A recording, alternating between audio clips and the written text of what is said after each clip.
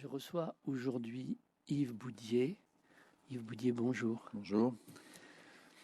Tu es né en Basse-Normandie, à Saint-Hilaire du Harcouët, Oui. qui est un nom plutôt breton. C'est du gallo, C'est on va du dire. gallo. C'est une région qui fait partie du pays gallo, la langue galaise. C'est d'ailleurs intéressant parce que on associe toujours cette partie de la Basse-Normandie et de la Bretagne, partie qui n'a jamais parlé breton, hein, Ouais. dans la région d'Ille-et-Vilaine, qui était le pays gallo, en fait, de la vieille langue, pour aller vite, gauloise, qui est une langue Donc tu es poète, tu es intéressante. critique, tu es président du marché de la poésie, et tu as participé aux revues Action Poétique avec Henri Deluy et Passage d'encre. Oui. Tu participes à de nombreuses lectures et a publié dans de nombreuses revues, une quinzaine d'ouvrages environ, je ne Oui. les ai pas complètement Oui. comptés. Tu as été aussi professeur de lettres modernes et puis tu as enseigné à l'université. Est-ce que tu es un poète universitaire ou un universitaire poète ou pas du tout? Question idiote. Non, enfin non, la question n'est pas idiote parce que dans notre milieu, il y a énormément de poètes qui sont enseignants universitaires ou à d'autres titres. Et effectivement, il y a une forme de poésie contemporaine, parfois un peu exigeante, rigoureuse, enfin qui vient d'une tradition qui est aussi une partie de la poésie française, qui est souvent associée au monde intellectuel et évidemment très rapidement à l'université. Et il y a de très très grands poètes aujourd'hui, comme le fut Yves Bonnefoy ou comme les Michel de Guy ou d'autres, qui ont été des universitaires de renom aussi. Donc, Mais je ne me sens pas poète universitaire, même si j'ai fait partie de cette grande confrérie. Voilà. Donc Yves, moi je te reçois aujourd'hui pour ton ouvrage qui s'appelle Silencière, qui a été publié à la Lettre volée. Mais dans la première partie de l'émission, nous allons nous pencher sur le marché de la poésie, qui est un lieu important pour les éditeurs de poésie, tout d'abord, pour les poètes aussi, dans la mesure où c'est l'endroit où leur livre peut circuler ou être présenté comme dans un marché. Mais dis-moi, qu'est-ce que c'est exactement ce marché de la poésie? Alors, le marché de la poésie, c'est en France, peut-être même en Europe, un des plus grands rassemblements d'éditeurs de poésie contemporaine. C'est un marché, comme un marché qui rassemblerait des producteurs qui directement s'adressent aux consommateurs. L'ambition du marché de la poésie, c'est un rapport de proximité de la production poétique avec les lecteurs, avec le public. Alors, ce marché de la poésie est né il y a une petite quarantaine d'années, 38 ans exactement. Il a été créé par Arlette Albert-Birot et l'éditeur Jean-Michel Place.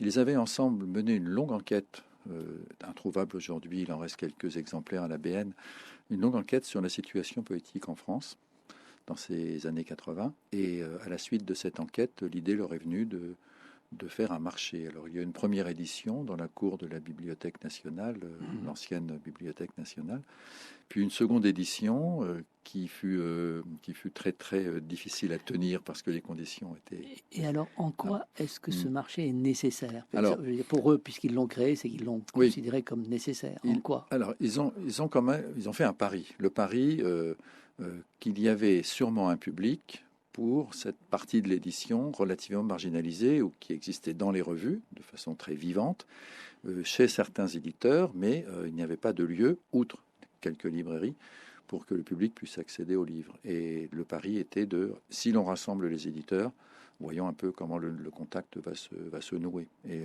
première édition, il y avait à peine une petite cinquantaine d'éditeurs. Aujourd'hui, nous rassemblons plus de 500 éditeurs. Et alors, je suppose que c'est des éditeurs qui sont très divers dans leur bien sûr, compréhension.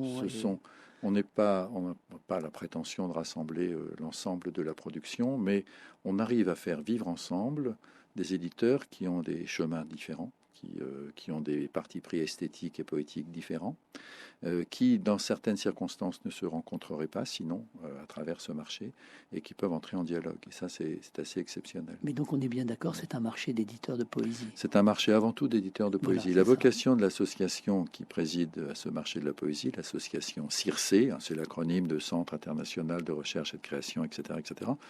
Le pari de cette association, c'est effectivement de soutenir l'édition sous tous ses aspects. Alors, au marché de la poésie, on a essentiellement ce qu'on appelle de petits éditeurs, c'est-à-dire des maisons d'édition qui qui ne sont même pas toutes des maisons d'édition. C'est souvent le fait d'un couple de poètes ou de gens passionnés qui, avec 3 bouts de ficelle et un peu d'économie, produisent les œuvres qu'ils ont envie de produire, leurs amis poètes, aussi bien que des éditeurs plus installés. Par exemple, nous accueillons bien sûr la collection Poésie Gallimard dans son stand, ou des éditeurs qui sont des grands parmi les petits, comme les éditions Bruno Doucet ou le Castor Astral.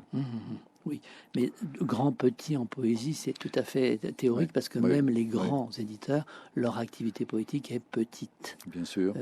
À beaucoup d'égards. De plus en plus, voilà. parce qu'il n'y a plus de grandes maisons d'édition qui est vraiment une collection qui soutiennent la création. Bon, je vois que chez Flammarion, il y a toujours la collection d'Yves Dimano qui accomplit ce travail, mais avec un nombre de livres assez restreint chaque année. Et on ne peut pas dire que la collection Poésie Gallimard soit tout à fait d'avant-garde. Elle a un rôle patrimonial aussi avant tout. Est-ce que, et donc ça se passe place Saint-Sulpice à Paris, devant l'église, dans un très bel endroit. C'est une très belle place italienne de Paris. Oui. Je pense. La place des 4 points cardinaux, voilà. Avec ce magnifique jeu de mots. C'est à la fois les points cardinaux, puisque les 4 prédicateurs qui sont là sont orientés selon les points cardinaux. Et comme aucun d'entre eux n'a eu de diocèse, ils ne sont point cardinaux. Donc c'est la place. Et on m'a raconté, parce que ça n'a rien à voir avec notre sujet, mais qui est tout en haut d'une des 2 tours de la place Saint-Sulpice, un endroit où un atelier où il y a une jeune femme qui monte régulièrement tous les jours pour travailler dans son atelier, tout en haut de la tour gauche, je crois, de la place Saint-Sulpice.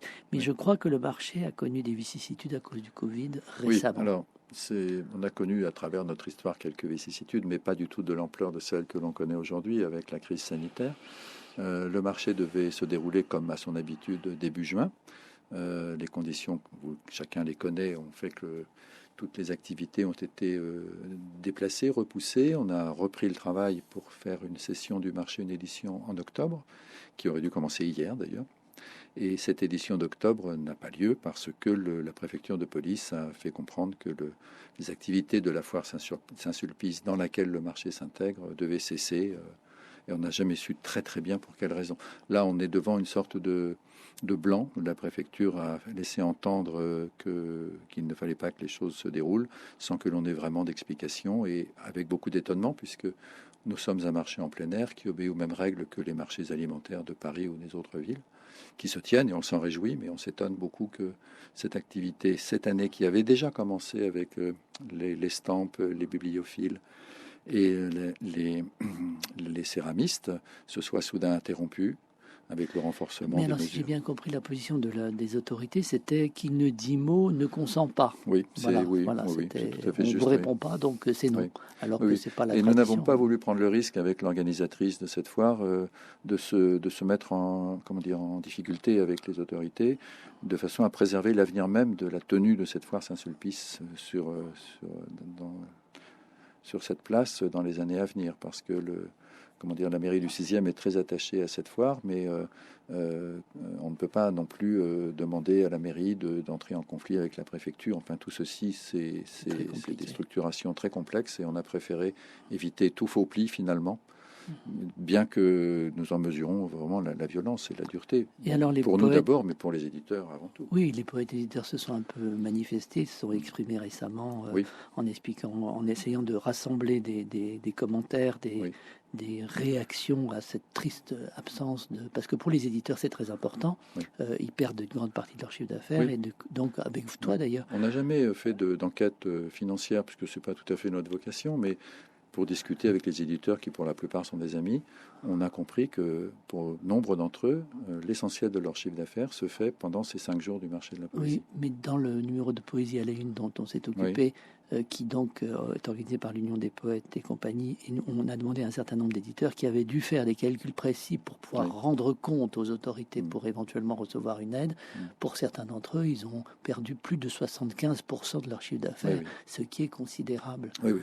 Voilà. Et on a eu des relations téléphoniques avec des éditeurs comme Jacques Brémond ou d'autres qui nous ont dit, mais si ça continue comme ça, nous allons mettre la clé sous la porte. Et c'est véritablement une catastrophe parce que ces éditeurs, comme tu le disais tout à l'heure, il n'y a pas de petite ou de grande poésie, quoi. Voilà. Ils sont petits économiquement, hein. C'est vrai que l'ensemble de la poésie, c'est 0,03% des ventes en librairie, de l'ensemble du livre, la littérature n'occupant que 8%, et dans ces 8%, la poésie, c'est quasiment inexistant en termes économiques. Oui, Mais en termes de culture, en termes d'apport par rapport au mode de vie, à la langue, au rapport au monde, c'est essentiel. Et surtout, il y a un paradoxe merveilleux, c'est que c'est pas parce qu'on est un grand éditeur qu'on publie de grands poètes, mais par contre, c'est souvent parce qu'on est, ou pas parce que, mais il se trouve que des petits éditeurs publient des poètes tout à fait considérables et remarquables, peut-être pas très connus aujourd'hui, mais qui ont une grande valeur. Et donc, ce marché est très intéressant. D'abord, c'est très beau comme endroit, des petites échoppes. On se promène et on peut découvrir véritablement des pépites, des joyaux, beaux textes. On a dans le même espace, sur une centaine de stands, les deux bouts de la chaîne. On peut trouver à la fois des textes qui sont devenus introuvables et en même temps découvrir ce qui s'est écrit quasiment la veille. Et oui, et donc il faut y aller. Mais alors, il y a un dernier point, c'est les problèmes de budget. C'est-à-dire que financièrement, vous y arrivez pour cette année va être une année particulièrement difficile parce que ce déficit d'activité nous met dans une situation complexe financièrement, quoi. On va se retrouver confronté à une difficulté économique et puis aussi à une difficulté dans le travail, puisqu'il va nous falloir reconstruire, en fait, dans la perspective de l'année 2021, sans aucune garantie, sans grande visibilité non plus sur ce qui nous attend. Et pour la vie de la poésie, dont le marché est le témoignage d'une grande vivacité, le marché de la poésie Place Saint-Sulpice à Paris, qui a lieu l'été, au mois de juin en général, est une nécessité vitale. Alors, j'ajouterais que cette année, nous n'avons pas tout perdu complètement, puisque le marché a une périphérie. C'est ça. Cette année, 30 événements qui ont commencé avant le marché, qui vont se poursuivre jusqu'au début novembre. Et ça, cette périphérie, nous la maintenons, nous la continuons. Je vais vous lire quatre poèmes de Silencière. Silence, c'est la mort où le blanc s'efface, surprend le corps respirant, jour et nuit grinçant, l'axe du verrou et l'os tenace, un asile solitaire, une vie, rompu au duel horaire, habile aux lèvres, s'ouvre rouge le rire nu. Silence, c'est la nuit, éther et jour, croissant lunaire au front, nous le drapé pensif de l'aube, roseau syrinx, son tribut stellaire. Silence, c'est le lien, l'œil du cœur bariolé, aux épines jumelles, cabriole carambole. L'églantier marial tend sa griffe vers la page inclinée, l'abord immédiat du chant, le sein. Silence, c'est le poème, ni principe, ni fin. Matière confluente ou dérive chorale, gravière de plantes, d'ossements et de coquilles, toute flèche invente sa cible, blason de corps et de pensée, l'orbe vert. Écoute ce qu'on entend lorsque rien ne se fait entendre.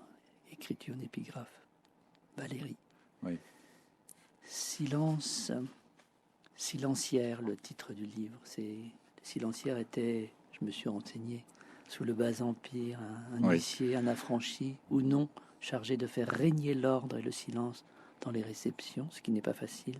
Oui. Et puis littérairement, c'est une personne encline à garder le silence, qui ne parle pas ou peu, en somme un taiseux. Il y avait chez les Romains aussi un Paul le Silenciaire qui est connu pour avoir écrit des textes érotiques. Mais oui, c'est tout à fait juste. Mais Silencière, j'ai choisi le titre un peu comme on parle d'un bréviaire ou d'un inventaire ou d'un reliquaire.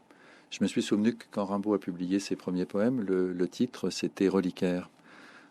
Comme inventaire, disais-je, c'est-à-dire une sorte de rassemblement de temps de silence, et qui paradoxalement sont des temps de voix, puisque tous les poèmes commencent par silence, c'est, ce présentatif, suivi d'un thème, le poème déclinant le bruit du thème, en quelque sorte, non pas son silence.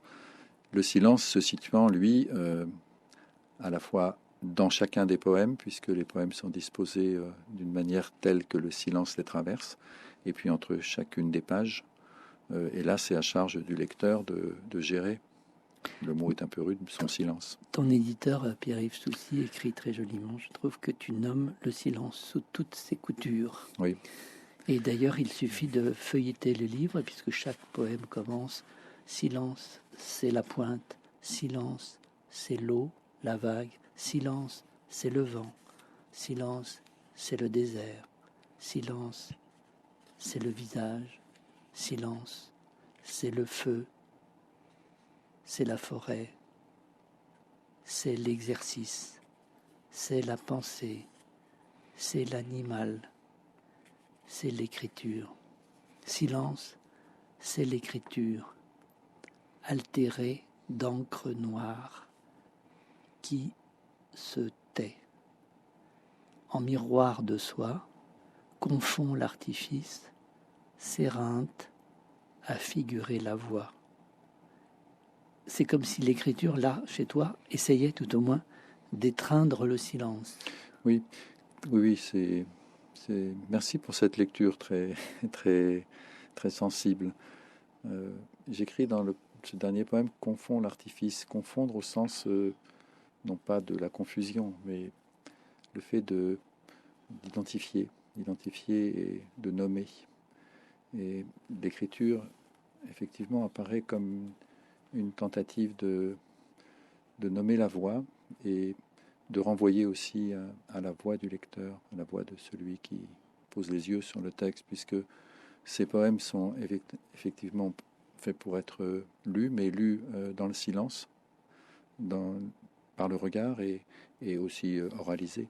La poésie d'aujourd'hui, elle est visible, elle est lisible, elle est vilisible, comme on le voit parfois sous la plume de certains critiques.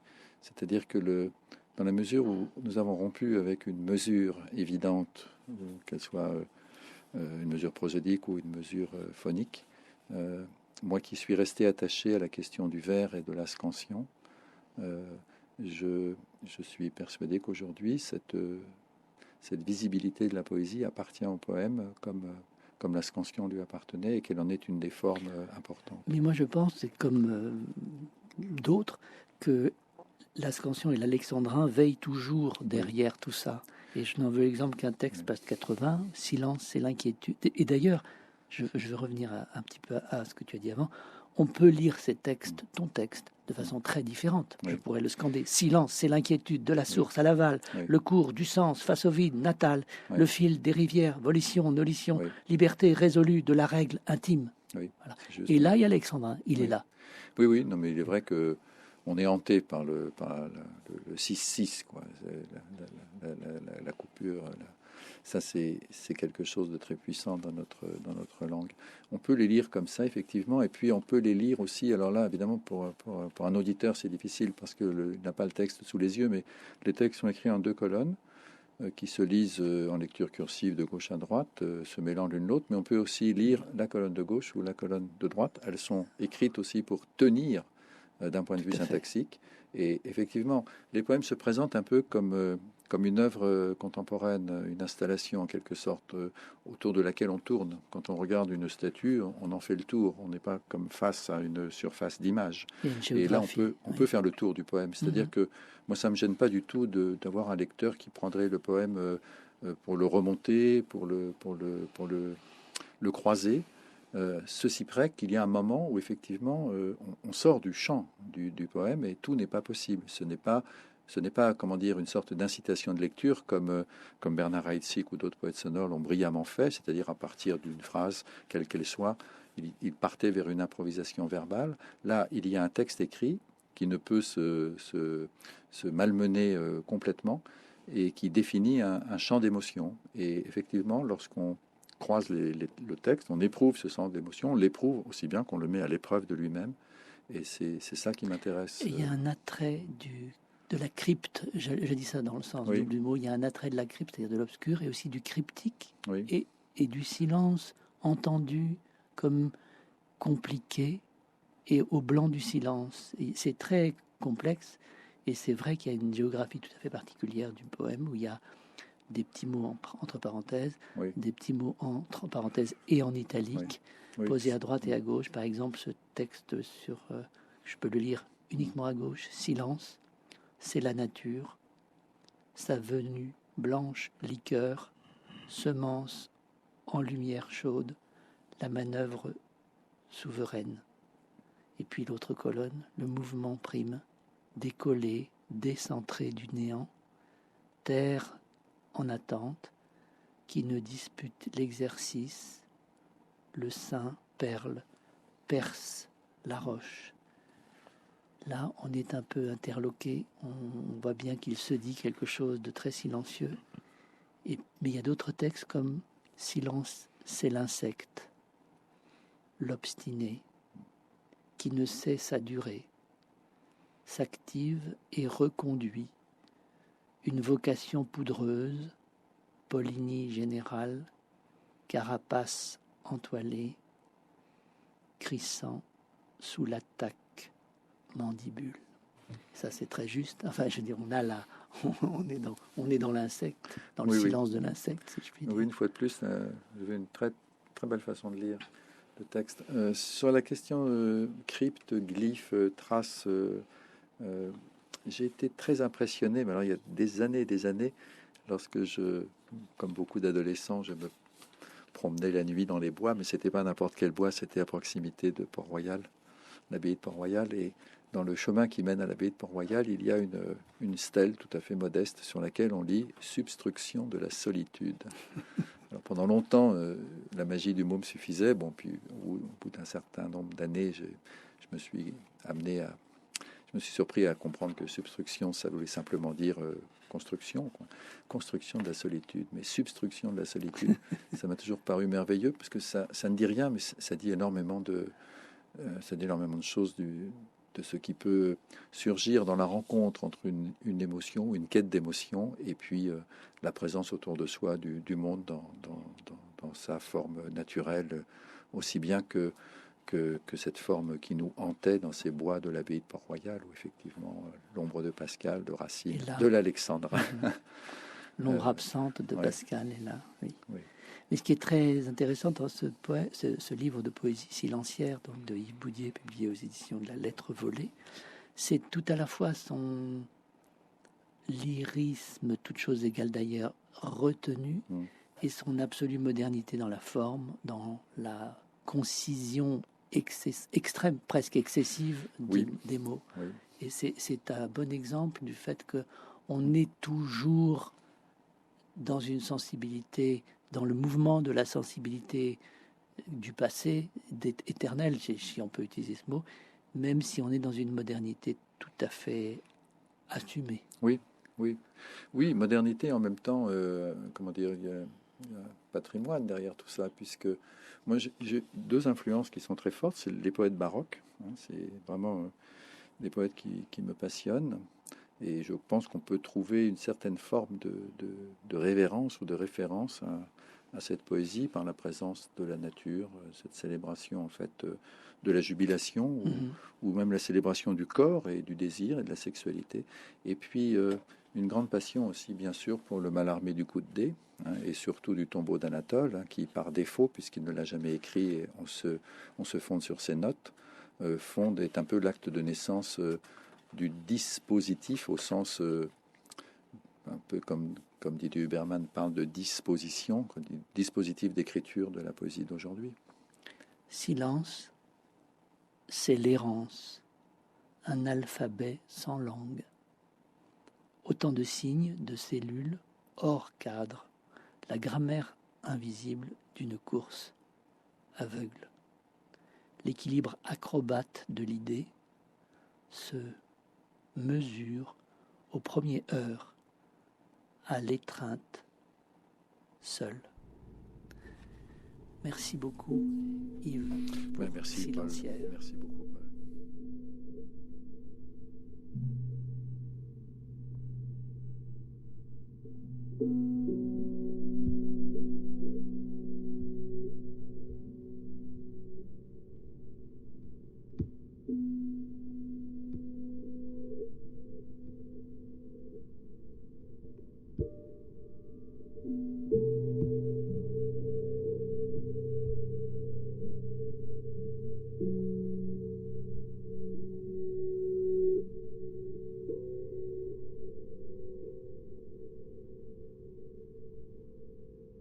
Merci.